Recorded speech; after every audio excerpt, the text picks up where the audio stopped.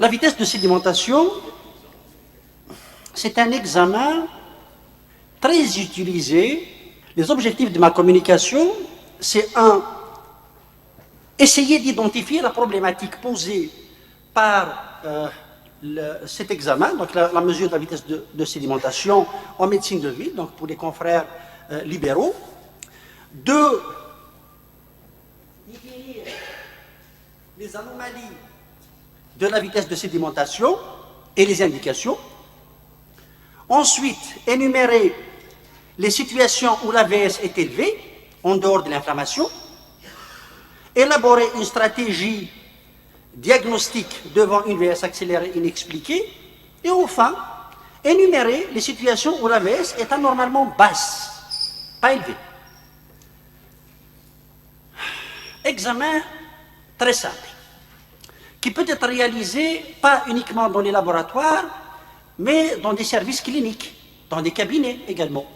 Il suffit juste d'avoir un tube de Western Green, qui est un tube gradué, normé, et mettre dedans du sang anticoagulé.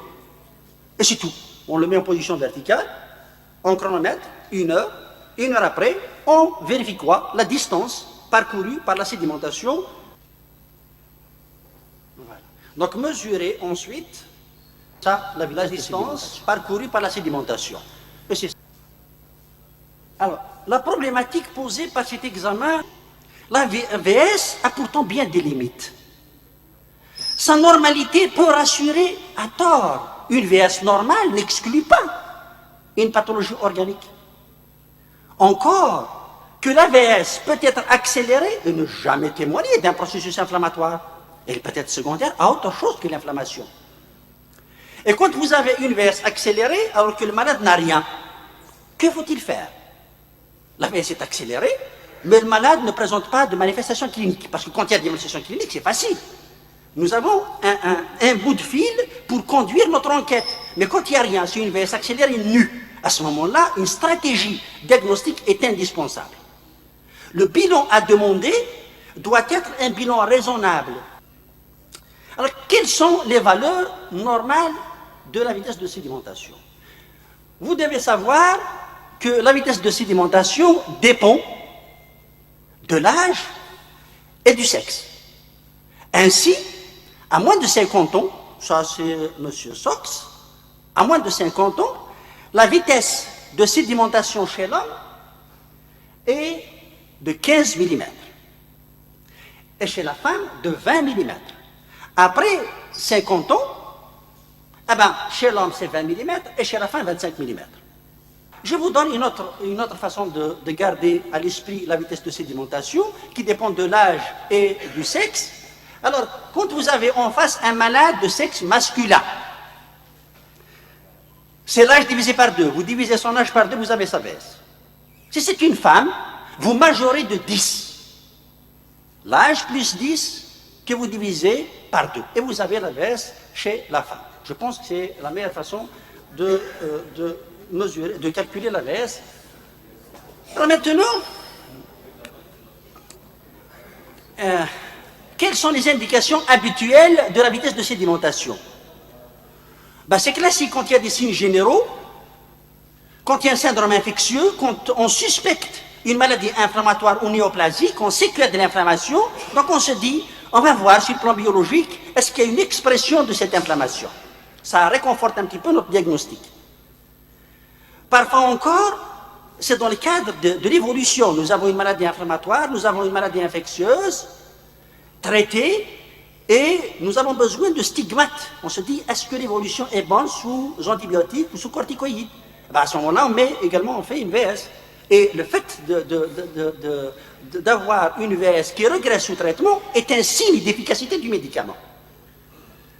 Mais le plus souvent, c'est à l'occasion d'un bilan standard. Je déteste en fait le bilan standard, ça n'existe pas. Mais bon, d'usage, on le dit bilan standard. Et parfois, la découverte d'une VS accélérée peut être une porte d'entrée vers une pathologie extrêmement grave. Alors maintenant, quels sont les facteurs physiologiques qui accélèrent la vitesse de sédimentation? VS accélérée, mais le patient en fait n'est pas malade. Le sexe. On avait dit tout à l'heure que la femme a une VS plus accélérée que l'homme. Oh, ceci est dû au fait que l'hémoglobine chez la femme est plus basse que chez l'homme. L'âge. Plus on prend de l'âge, plus la vitesse de sédimentation augmente. Ceci est dû à la fabrication plus importante du fibrinogène. Plus également on prend de l'âge. La femme enceinte. Alors la femme enceinte, la VS n'est pas du tout un examen à faire pour rechercher une inflammation. Elle peut atteindre jusqu'à 50 mm la première heure, juste parce qu'elle est enceinte, troisième trimestre. Et elle ne se normalise qu'à la fin du premier mois. Là également, c'est certainement parce qu'il y a une tendance à la baisse de l'hématocrite chez la femme, également la synthèse des facteurs de la coagulation, notamment du fibrinogène. La prise d'œstroprogestatifs également élève la vitesse de sédimentation. C'est des facteurs physiologiques à connaître parce que ça peut engager une enquête étiologique, alors c'est quelque chose qui est une évidence. Maintenant, les causes non inflammatoires de l'accélération de la vitesse de sédimentation. Il n'y a pas d'inflammation, mais la VS peut être accélérée.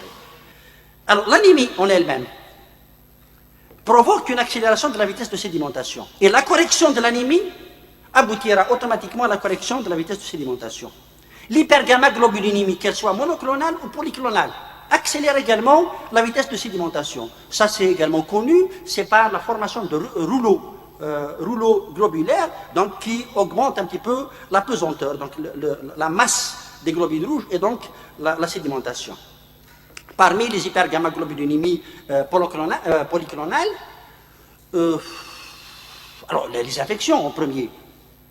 Les infections bactériennes, intracellulaires, les infections virales, CMV, HIV, les infections parasitaires. Alors, le calazar, très connu également, peut provoquer une hypergamma, une VS accélérée. Les pathologies hépatiques, la cirrhose biliaire, l'hépatite auto-immune, l'hépatite B, l'hépatite C, c'est également l'hépatite alcoolique, le bloc bêta-gamma. Ça va accélérer également la VS, mais ce n'est pas du tout de l'inflammation, c'est juste une hypergamma-globulinémie. Évidemment, les maladies inflammatoires le bougeront en premier. Les hypergamma-globulinémies monoclonales, vous voyez, donc vous avez une VS accélérée, un sujet âgé, on pense immédiatement à une dysglobulinémie, notamment la maladie de Kaller, la maladie de Waldenström, les gammapathies associées aux diverses autres pathologies, celles que je viens de citer, concernant les polyclonales. Sinon, quand on ne trouve rien du tout, on parle de gammapathie monoclonale de signification indéterminée, il y a des critères diagnostiques pour cela. D'autres causes non inflammatoires d'élévation de la vitesse de sédimentation. L'insuffisance rénale chronique. Oui, une insuffisance rénale chronique, parce qu'il y a une anémie, parce qu'il y a une hypocalcémie, parce qu'il y a également une synthèse accrue de fibrinogène. Le syndrome néphrotique.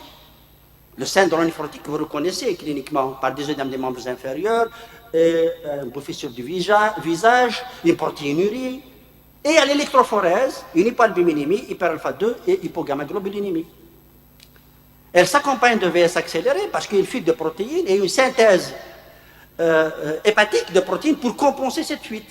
Et c'est cette synthèse de protéines qui accélère la vitesse de sédimentation.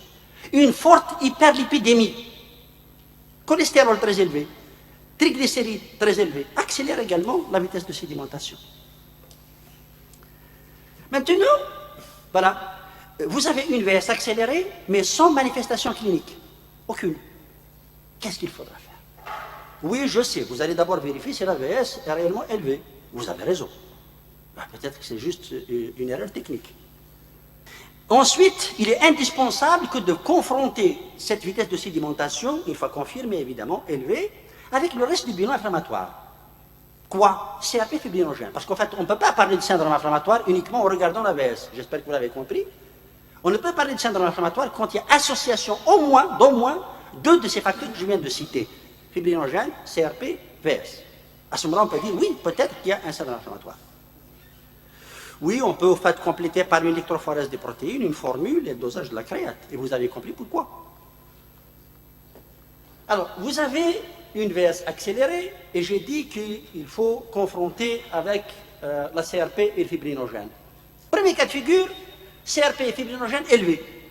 vous confirmez le syndrome inflammatoire. Et si vous confirmez le syndrome inflammatoire, c'est bon. Donc maintenant, vous avez des manifestations cliniques. Vous dites, oh, il a fait une grippe, il a fait telle chose. Ça règle, c'est quelque chose d'aigu. Mais quand ce syndrome inflammatoire persiste au-delà de 3 semaines, c'est le plus souvent le cas quand il est asymptomatique. À ce moment-là, nous sommes obligés, d'ailleurs, le plus souvent en médecine interne, de les hospitaliser pour rechercher la cause. Et la cause peut aller de l'infection au cancer. Nous sommes obligés de faire passer en revue toutes ces pathologies. Les maladies infectieuses, les hémopathies, la maladie d'Orton, les vascularites, les granulomatoses, la thyroïdite, et même certaines causes rares. Certaines causes rares, notamment la maladie de Whipple, le phéochromocytome, les maladies thromboemboliques, la dissection de l'aorte, les anévrismes, les pathomémies. Nous sommes obligés de faire une enquête étiologique pour voir pourquoi il y a un syndrome inflammatoire persistant. Deuxième cas de figure, une CRP normale, fibrinogène inférieure à 5. On peut dire, oui, il n'y a pas de syndrome inflammatoire, il y a une VS accélérée, mais il n'y a pas de syndrome inflammatoire. Oh, c'est juste peut-être parce que la malade est enceinte. Ou parce que c'est un sujet âgé, peut-être qu'il prend des oestroprogestatifs. Mais ça peut être également un syndrome inflammatoire dissocié. En fait, vous avez une VS accélérée, et la CRP et le fibrinogène ne sont pas encore élevés. C'est-à-dire que si on refaisait ce bilan inflammatoire, on va se positiver après. Ça dépend de certaines pathologies. Et on retombe, en fait, dans la recherche étiologique des pathologies inflammatoires.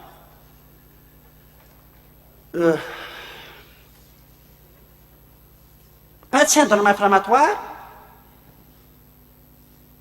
VS accéléré, je suis obligé de rechercher cette fois-ci les pathologies non inflammatoires de l'accélération de la VS. C'est ce que j'ai cité tout à l'heure. Je passe par l'hémogramme, je regarde la formule, il y a une anémie. C'est bon, je corrige l'anémie, je vérifie la VS. Non, il n'y a pas d'anémie, mais il y a à l'électrophorèse une hypergamma, que ce soit monoclonale ou polyclonale. Ça m'explique. Donc c'est plus le problème de la VS, mais le problème de la gammapathie que je dois aller explorer. Mais quand l'électrophorèse et la formule ne montrent pas d'anomalie, qu'est-ce qu'il me reste à faire? À regarder la créatinémie et la protéinurie. Oui, parce que je sais que le syndrome néphrotique peut être à l'origine, de même que l'insuffisance rénale. Et quand il n'y a rien également, je regarde maintenant les lipides. C'est peut-être une hyperlipidémie. Vous voyez donc, on a commencé par ce qui est grave pour rechercher ce qui ne l'est pas.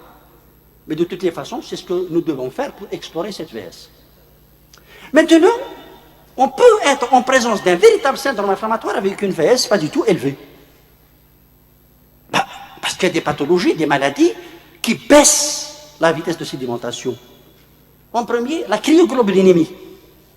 Et d'ailleurs, c'est une des complications du Gougerot.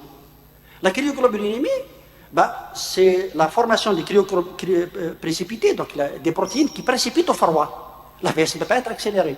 Au contraire, elle tombe vers zéro.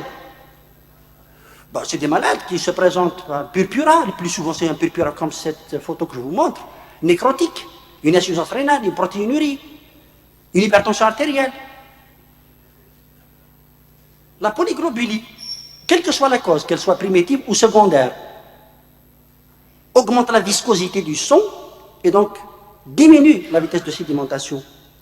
D'autres causes également, une forte hyperleucocytose, une hémolyse, une hypofibrinogénémie, une insuffisance cardiaque par l'hémodilution, c'est un malade qui est sous corticoïde, une cachexie, il y a une dénutrition. Parfois c'est des erreurs techniques, la température ambiante est basse. Ou bien, on a fait un prélèvement, mais on n'a pas mesuré la VS immédiatement. On a attendu 2 heures avant de mettre le sang anticoagulé dans le tube. Ça également, ça peut provoquer évidemment des erreurs. En conclusion, la mesure de la vitesse de sédimentation doit être réfléchie. Évitez de demander un examen sans savoir pourquoi vous l'avez demandé. Deuxième message, la VS élevée doit être confrontée au reste du bilan inflammatoire. Il ne faut pas se contenter uniquement d'une VS, mais également d'une CRP fibrinogène. Troisième message, une VS accélérée peut être secondaire à des facteurs physiologiques ou à des maladies non inflammatoires. VS accélérée ne signifie pas automatiquement inflammation. Un syndrome inflammatoire inexpliqué nécessite une stratégie diagnostique rationnelle. Et enfin, une VS normale ne doit pas rassurer outre mesure. Ce n'est pas parce que la VS est normale que le malade est angoissé.